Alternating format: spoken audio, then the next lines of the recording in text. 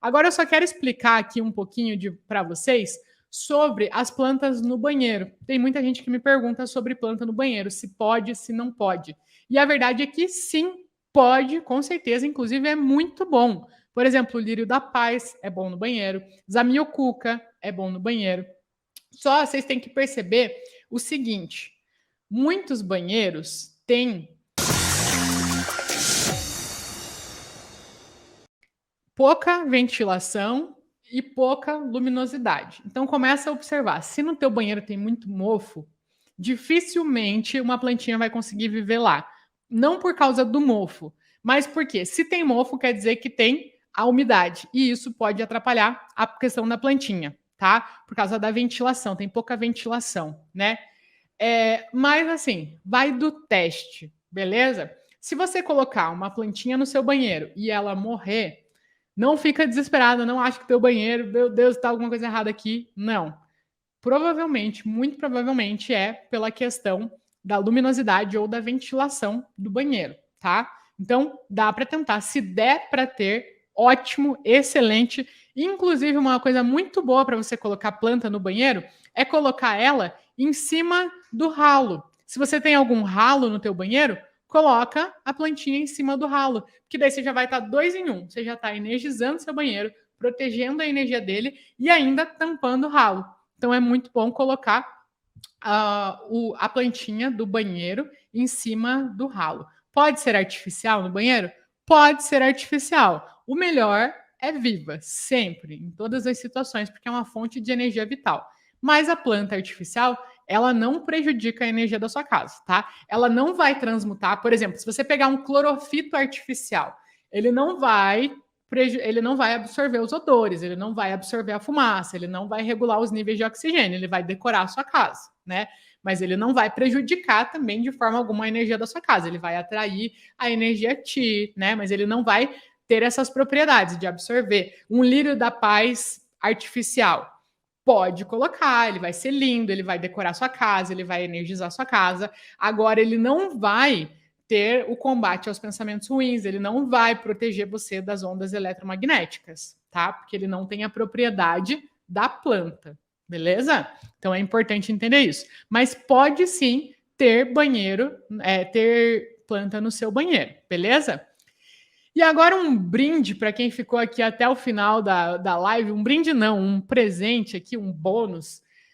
Outra coisa que você pode fazer para proteger também, outra planta que você pode usar para proteger as energias da sua casa, são plantas altas no quintal da casa. Se você mora numa rua muito movimentada, ou numa rua, principalmente, que o fluxo da rua vai em direção à sua casa. Então, por exemplo, tem gente que mora em rua em T, né? Rua em T, assim, ó. Então tem aqui, ó, tem a rua aqui. E aí tem gente que mora aqui, né? Ou seja, o fluxo dos carros, o fluxo da rua vai todo em direção à pessoa, à casa da pessoa. Então isso gera um desequilíbrio energético na casa. O que você pode fazer? Colocar plantas altas aqui, ó, na frente da casa, só cuidado para não tampar a tua porta de entrada, não gerar um bloqueio na tua porta de entrada, tá? Mas plantas altas aqui na frente da sua casa vão proteger esse fluxo muito acelerado. Quem mora de esquina também, na esquina colocar as plantas aqui, plantas altas, protegem a energia da sua casa. Pode ser por dentro do muro, pode ser por fora também, tá? Então, plantas altas protegem a nossa casa do fluxo externo de energia. E eu, inclusive, decidi trazer esse tema aqui para vocês, de novo, para expandir a consciência de vocês. Já estou ajudando vocês a expandir a consciência de como que as energias fluem dentro da nossa casa, para você ter consciência das plantas, que cada uma tem a propriedade, que não é você colocar qualquer plantinha em qualquer lugar, que você pode estar trabalhando com a propriedade dela para trazer o máximo possível de energia para dentro da sua casa, para te proteger exatamente da maneira como você precisa, e agora expandir um pouco mais a mente de entender que não é só a energia dentro da sua casa que te influencia, mas a energia de fora também, a energia da rua, a energia dos vizinhos, a energia do que tem em volta da sua casa. Então a gente vai começar a expandir um pouco mais a nossa consciência, tá? Afinal de contas, a energia que entra na sua casa, que está na sua casa, ela não surgiu lá dentro da sua casa, ela entrou. Né? A energia ela flui pelo nosso planeta, ela flui pela nossa cidade, ela flui pelo nosso bairro, ela flui pela nossa rua e entra na nossa casa. Então, essa energia que veio de fora, ela tem influência de todos os lugares que ela passou. Então, tomar consciência agora da rua, tomar consciência do vizinho, tomar consciência das coisas ao nosso redor. Por exemplo, a gente está montando um escritório para a nossa empresa, né? E a gente começou a visitar apartamentos para alugar, né? Prédios comerciais para a gente alugar. E a gente gostou muito de dois. Dois locais a gente gostou muito. Dois apartamentos. Dois prédios diferentes, né? E a gente optou por um deles pela questão desses fatores externos. As salas, a gente foi bem parecido os aspectos das duas salas, né? A gente gostou bastante, agradou bastante a gente visualmente, a energia das salas também, né? A localização dos banheiros, tudo isso para a gente estava tudo certo, os dois estavam empatados. Mas o nosso ponto de decisão entre um prédio e o outro foi os fatores externos. Tinha um prédio que na frente dele tinha um hospital, do lado tinha uma igreja e na sala que a gente gostou, bem do lado, tinha um prédio. E um prédio que a quina do prédio ficava apontada bem para as janelas, bem para dentro do nosso escritório. Então, o que acontece? Hospital, igreja, eles não são lugares, principalmente falando da igreja, né? Falando da igreja assim, a igreja é uma coisa ruim? De forma alguma, a igreja é maravilhosa, não tem nada a ver, não pode igreja porque o Feng Shui é de outra religião. Não, Feng Shui não tem nada a ver com nenhuma religião. A questão é, seja uma igreja, seja um templo, seja um centro, seja qualquer coisa de conotação religiosa, a energia do espaço em si é uma energia legal, né? O que acontece é a vibração das energias que tendem das pessoas que tendem a frequentar esses lugares. Então, quando uma pessoa vai na igreja, quando uma pessoa vai num centro, quando uma pessoa vai num templo, geralmente aqui, claro, não é 100%, gente, né? Mas em linhas gerais, as pessoas elas estão numa vibração de buscar uma salvação, buscar alguma coisa, buscar um conforto, né? Então elas vão lá vibrando coisas negativas. Em igrejas são celebradas missas de sétimo dia, né? Então ela vibra, ela tem uma vibração por causa das pessoas, da vibração das pessoas que estão frequentando lá, que pode não ser boa para os ambientes ao redor. Hospital, mesma coisa, né?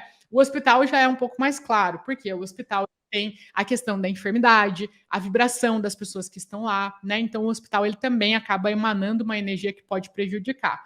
E o prédio do lado com a quina voltada é a mesma coisa que a quina de um móvel, é a mesma coisa que a quina de um rack, de uma parede, né? A gente olha dentro da nossa casa. Só que agora, expandindo a nossa consciência, a gente começa a ver também que às vezes um prédio tem uma quina apontada para a janela, ou a casa do lado, o telhado da casa do lado é uma baita de uma quina apontada para você. Então isso também influencia.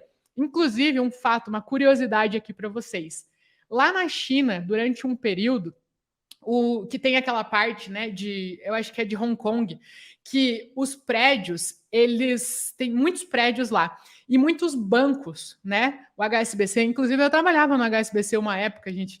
E aí, os bancos, os grandes bancos lá, eles começaram a levantar os prédios deles, os prédios, né, comerciais deles. E eles começaram, como eles eram concorrentes uns dos outros, eles começaram a construir prédios que as quinas eram voltadas para o concorrente, para justamente desequilibrar a energia daquele prédio. Então, eles começaram a fazer isso propositadamente para desequilibrar a energia de um concorrente. Então, a gente também tem que olhar a energia externa. Outra curiosidade para vocês. Lá em Nova York, tem um prédio do Donald Trump. E aqui não entrando em nenhum aspecto político, nada a ver com isso, tá? Donald Trump, como empresário, ele tem um prédio, a Trump Tower, lá em Nova York. E lá ele fez aquele prédio todinho de acordo com o Feng Shui. Inclusive, quem for para Nova York ou quem já foi para Nova York, repara no seguinte: lá na frente tem uma bola de metal que eles colocaram, né? Se você reparar, aquilo é uma correção de Feng Shui, porque ele está numa das ruas mais movimentadas de Nova York. E aí, o que acontece? Esse movimento, ele é bom, mas tem que ser equilibrado, porque senão desestabiliza a energia do que rola ali dentro, dos dos acordos comerciais e das coisas que acontecem ali dentro, né? Então tem essa bola de metal na frente, grandona, e ela é uma correção de Feng Shui. É como se fosse um cristal de Feng Shui, só que numa dimensão gigante para proteger a energia do prédio dessa energia acelerada da rua. Então quero que vocês comecem a observar também, expandir um pouquinho mais a consciência de vocês sobre o que tem em volta da sua casa.